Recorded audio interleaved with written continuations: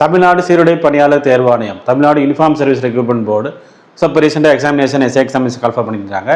But ஏற்கனவே வந்து ஒரு ஒரு 2-3 வருடங்களாக ஃபைனல் ரிசல்ட் வந்து வெளிவராமல் ரொம்ப முக்கியமாக வந்து பார்த்தீங்க அப்படின்னா அந்த எஸ்ஏ எக்ஸாமினேஷன் ப்ரிப்பேர் பண்ண ஸ்டூடெண்ட்ஸ் தான் ரொம்ப பாதிக்கப்பட்டிருக்காங்க. அவர்களுக்கு இவங்க என்ன சொல்கிறாங்க, ஒரு மாதத்தில் வந்து அந்த ஒரு நபர் கமிஷன் பரிந்துரை அடிப்படையில் நீங்கள் ரிசல்ட் ரிலீஸ் பண்ணணும் அப்படிங்கிற மாதிரி சொல்லியிருக்காங்க. ஸோ ஓகே, அவங்க டிசம்பர் 12 அடுத்த எக்ஸாம் இருக்குது, ஒரு மாதம் அவங்க டைம் கொடுக்குறாங்க, நவம்பர் 15 வரைக்கும் டைம் கொடுக்குறாங்க. அதில் வந்து எந்த ரிசல்ட் ரிலீஸ் பண்ண போகிறாங்கன்னு யாருக்குமே தெரியல. ஸோ இது வந்து இந்த இடஒதுக்கீடை சரியாக ஃபாலோ பண்ணலாம் அப்படிங்கிற ஒரு முக்கியமான ஒரு விஷயம். இடஒதுக்கீடு என்பது இன்னைக்கு வந்து பார்த்தீங்கன்னா ஒரு காலத்தின் கட்டாயம் அப்படிங்கிற பட்சத்தில் அதை வந்து சரியாக ஃபாலோ பண்ணாமல் போனது அந்த சீருடை பணியாளர் தேர்வாணையத்தின் தவிர மாணவர்கள் மேலே எந்த தவறு இல்லை. ஸோ அப்போ நீங்கள் இதெல்லாம் வந்து முன்னாடியே வந்து இது பண்ணி இப்போ இந்த மாணவர்கள் முன்னாடி எக்ஸாம் எழுத முடியாத ஒரு சூழ்நிலை வயதின் காரணமாக. ஸோ என்னதான் வந்து கோர் சொல்லியிருந்தாலும் சீருடை பணியாளர் தேர்வாணையம் ஏற்கனவே எக்ஸாம் எழுதினவங்க எத்தனை பேர் கரெக்டாக பாஸ் பண்ணிக்கிறாங்க, என்ன இதை அப்படி லிஸ்ட்டை வந்து எவ்வளோ சீக்கிரம் ரிலீஸ் பண்ண முடியுமோ.